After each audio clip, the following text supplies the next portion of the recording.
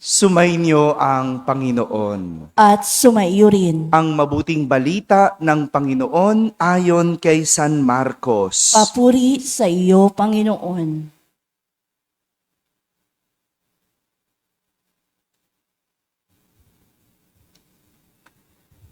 Isang araw ng pamamahinga, naparaan si Jesus at ang kanyang mga alagad sa tabi ng triguhan. Habang daay, nangingitil ng uhay ang mga alagad. Kaya't sinabi ng mga Pariseyo kay Jesus, "Tingnan mo ang ginagawa ng iyong mga alagad. Bawal iyan kung araw ng pamamahinga."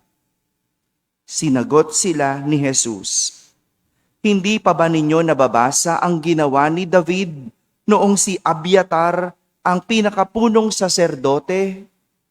Nang siya at ang kanyang mga kasama ay magutom at walang makain, pumasok siya sa bahay ng Diyos at kumain ng tinapay na handog sa Diyos.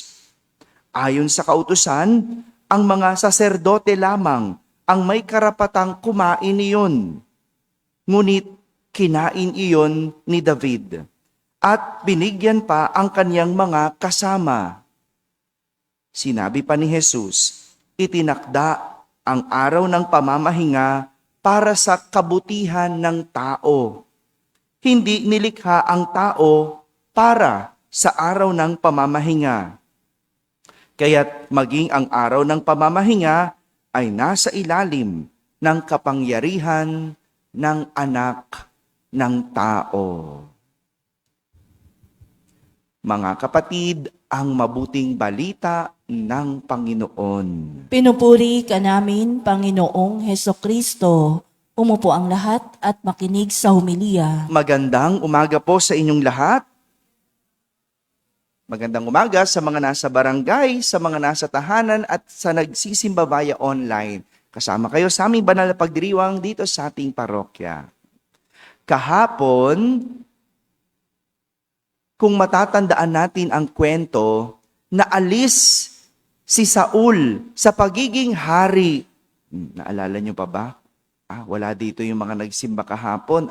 Kahapon, naalis si Saul sa pagiging hari dahil sa kanyang pagsuway. Hindi niya sinunod ang Panginoon. Hindi niya sinunod ang utos ng Diyos, kaya inalis siya sa pagiging hari. Kaya naman, labis na nalungkot si Samuel. Si Samuel kasi ang humirang kay Saul para maging hari sa utos ng Panginoon. Panginoon ang pumili, inutusan si Samuel at hinirang niya si Saul. Tingnan nyo, yung posisyon ni Haring Saul ay dahil sa pagsunod sa Diyos. Pero yung posisyon ni Haring Saul, ginamit niya sa pagsuway sa Diyos.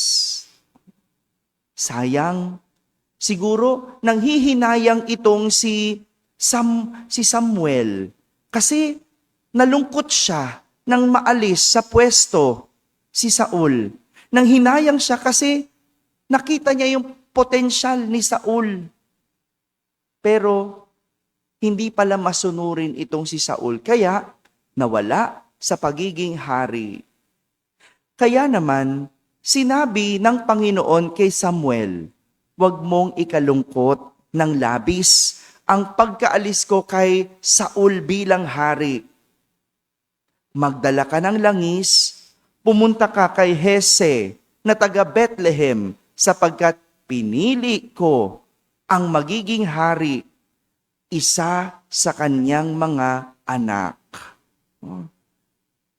Dahil masunurin itong si Samuel, pumunta siya kina Hese. At nang naiharap na kay Samuel ang 7 anak ni Hese, hindi niya doon nakita ang napili ng Panginoon. Una, inakala niyang si Eliab ang pinili ng Panginoon para maging kapalit na hari. Bakit kamo? Makisig at mataas si Eliab. O di ba? Itsura ng isang hari. Kayo po ba? Ano bang itsura ng hari para sa inyo? Matipuno, malakas, no? Siguro no dapat makisig, no? Pero sinabi sa kanya ng Panginoon, huwag mong tignan ang kanyang taas at kakisigan. Hindi siya ang hinirang ko. Ang batayan ko ay di tulad ng batayan ng tao. Panlabas na anyo ang tinitignan ng tao, ngunit puso ang tinitignan ko. Ang galing, no? Iba pala pumili ang Diyos. Hindi pala katulad ng tao na sa panlabas nakatingin. Iba pala kung sumuri ang Panginoon. Motibo at loob ang kanyang nakikita, hindi ang panlabas. Kaya nga, nang wala sa 7 sa anak ni Jese, na iniharap sa kanya ang napiling ng Panginoon, tinanong ni Samuel, meron ka pa bang anak? Meron ka pa bang natitirang anak? Meron pang isa. Pinatawag ni Jese ang kanyang anak na nagpapastol. Isang makisig na binatilyo, malusog at nangungusap ang mata.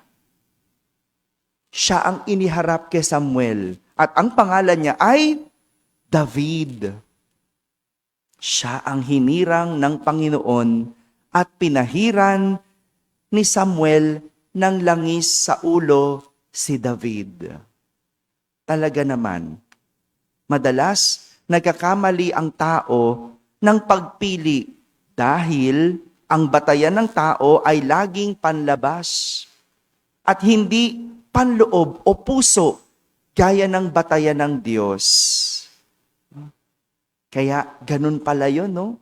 Bago tayo mamili, bago tayo humusga, tingnan muna natin ang panloob. Huwag lagi ang panlabas. Suriin muna natin ang loob bago natin husgahan ang isang tao. Mabuti na lang si Samuel marunong makinig sa Diyos. Kaya nakaiwas siya sa pagkakamali ng pagpili. Ganon pala, no? Dapat lagi nagdadasal. Bago ka magdesisyon, bago ka sumama kahit kanino, bago ka mamili, magdasal ka muna. Para tulungan ka ng Diyos na malaman kung ano ang tamang desisyon at huwag titingin sa panlabas. Tingnan ang panloob. Ganito din ang tinuturo sa atin ng Ebanghelyo. Sinita ng mga Pariseyo ang mga alagad ni Jesus nang makita nila na namimitas ang mga ito sa triguhan. Isang araw ng pamamahinga. Noon, bawal ang magtrabaho. Kapag araw ng pamamahinga, strikto ang mga Pariseyo. Bakit? Kasi yun ang sabi ng batas. Pero ang paliwanag ni Jesus, itinakda ang araw ng pamamahinga para sa kabutihan ng tao. Take note, kabutihan ng tao.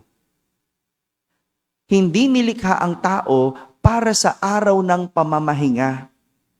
Kaya maging ang araw ng pamamahinga ay nasa ilalim ng kapangyarihan ng anak ng tao. Sa madaling salita, pinapahiwatig ni Jesus na ang kabutihan ng tao ang isinasaalang-alang ng batas.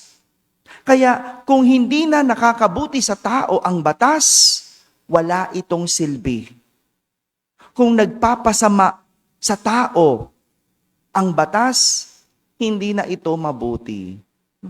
Ano yun? Sinunod mo nga ang batas, gutom ka naman. Pwede ba yun? Di ba hindi na nakakabuti? At kahapon, sinabi natin, mas higit ang sinasabi ng Diyos kaysa sa sinasabi ng batas. So, sinong higit? Si Jesus o ang batas? Si Jesus. At yun ang sinunod ng mga alagad. Sige, mamitas kayo. Sige, kumain kayo, okay lang yan. Akong kasama nyo. Diyos ako eh. Dahil masunurin ang mga alagad kay Jesus, dahil masunurin sa Diyos, sinong sinunod? Ang Diyos, si Jesus. Ang nakita lang kasi ng Pariseyo ay ang panlabas. Ano yung panlabas? Sinusuway ng alagad ang batas. Ang hindi nila nakita ay ang panloob. Ano yung panloob?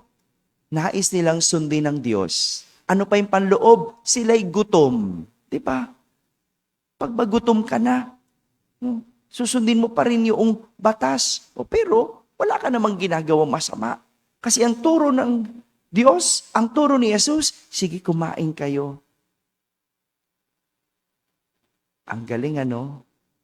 Mga kapatid, huwag tayong madali o magmadali sa paghusga. Lalo na kung hindi natin alam ang motibo ng tao. Para malaman ang motibo, huwag tingnan ang ginagawang panlabas, kundi alamin at kilalanin ang laman ng puso. Amen.